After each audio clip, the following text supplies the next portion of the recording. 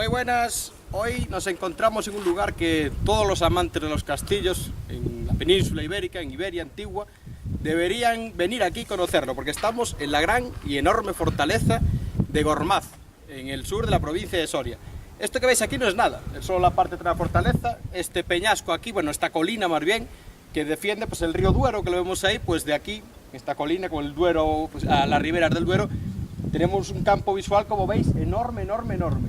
Y esto, aunque tiene pasado en la época del bronce, en la edad de hierro hubo un pequeño castro, bueno, los que dieron cuenta más del poder que podía tener aquí visualmente, de vigilancia, fueron los árabes, los musulmanes, que allá por el siglo IX, por ahí, a finales, deciden construir aquí una pequeña fortaleza para controlar lo que era la frontera del Duero, es decir, las incursiones cristianas pues, del norte, ¿no?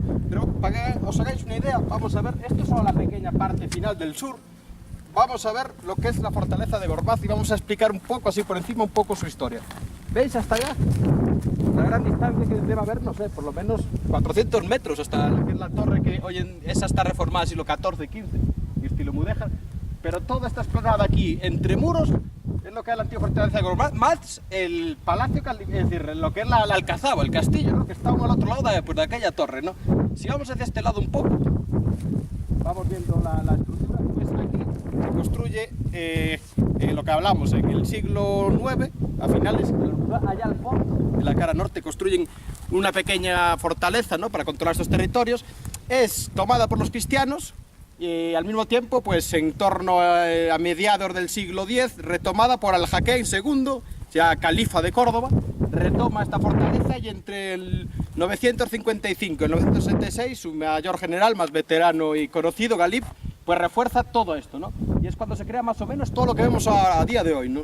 Lo que hace es una fortaleza enorme por el territorio, en diferentes zonas hay pequeñas, que se pueden ver aún, pequeñas atalayas, como la zona de Osma y Usama, también en Caraceño, donde venimos hay otra atalaya defensiva,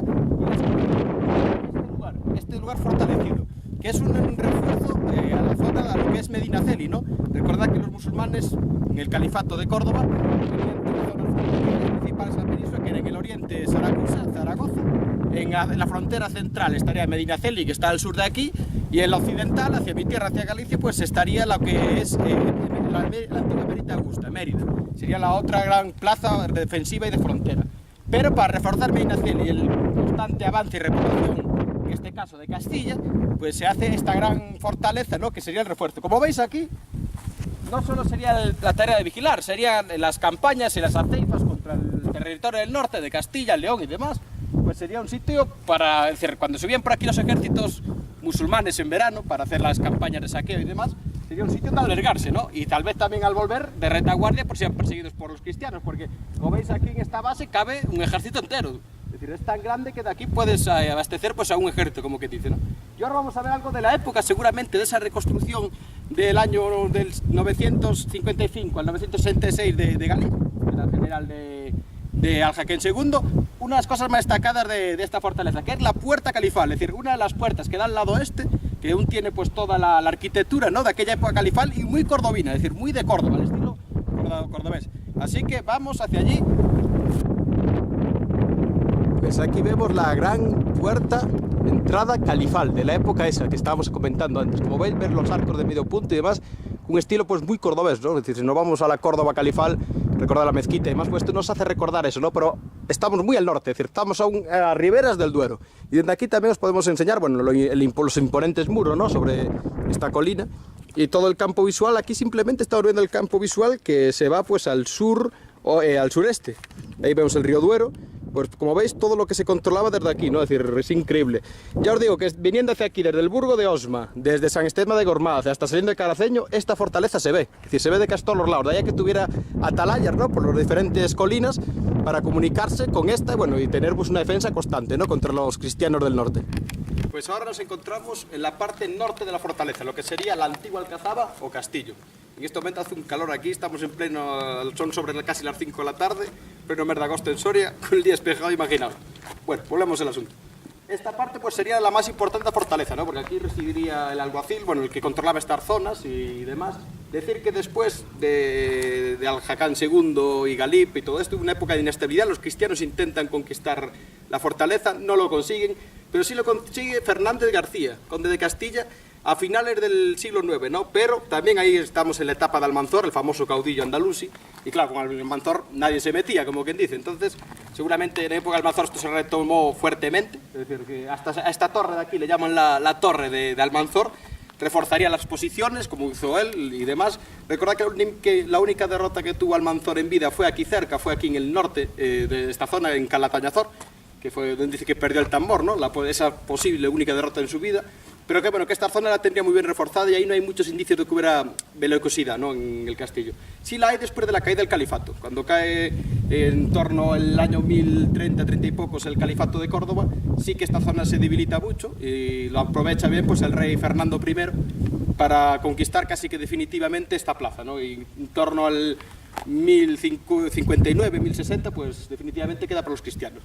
Pasa a ser después una fortaleza, ya luego, según va avanzando la línea hacia el sur, recordad que ya el hijo de Fernando I, Alfonso VI, reconquista Toledo, la línea va avanzando hacia el Tajo, pues esto va perdiendo su importancia, ¿no? Sí que se reconstruye esta torre que ya es no tiene la estética original, esto ya es de arte mudéjar, en torno al siglo XIV, XV se restaura y pasa a ser, bueno, pues un pequeño centro de poder de la zona, ¿no? Pero finalmente ya en el siglo XV con los reyes católicos pues pierde ese gran poder que tenía. Y ahora vamos a continuar para adentro ya con la última parte. Pues ya por último, ya aquí viendo lo que es la alcazaba por dentro, que impresiona, porque para ser lo que sería un castillo con el patio de armas internos, aljibes, bueno, lo que viene siendo un castillo, pues impresiona, ¿no? Verlo, la gran mola que es. Aquí ya sería la posterior torre de homenaje, ya en el castillo, reformada en arte mudéjar, ya que ya allí que está en semidestrucción, pues sería la famosa torre de Almanzor, ¿no? Decir que dos anécdotas, que una que era García Fernández, el conde de Castilla, que al final del 10 consigue conquistar esto, que yo no me acuerdo qué conde dije en aquel momento, hablando de cabezas lo que pasa. Y después que también aparece que el Cid, el famoso Cid campeador, fue señor de Gormaz, es decir, señor de aquí. Pero bueno, ya en la época del Cid, ya estamos hablando que en su época se tomó Toledo, ya la línea divisoria entre musulmanes y cristianos pues ya estaba más al río Tajo, no al Duero, ¿no? Y bueno, ahora ya nos despedimos aquí en Gormaz, ya os digo, para los amantes de los castillos y demás, pues que tienen que venir aquí, porque esto es increíble. Es decir, hasta que se viene aquí no se sabe lo que hay aquí. Yo también conocía Gormaz, pero nunca había venido y me he quedado con la boca abierta. No sabía que esto era tan monumental, que tuviera tanta historia y tan antigua, porque estamos hablando que en época cristiana, finales del siglo IX, aún había protocastillos casi, ni castillos.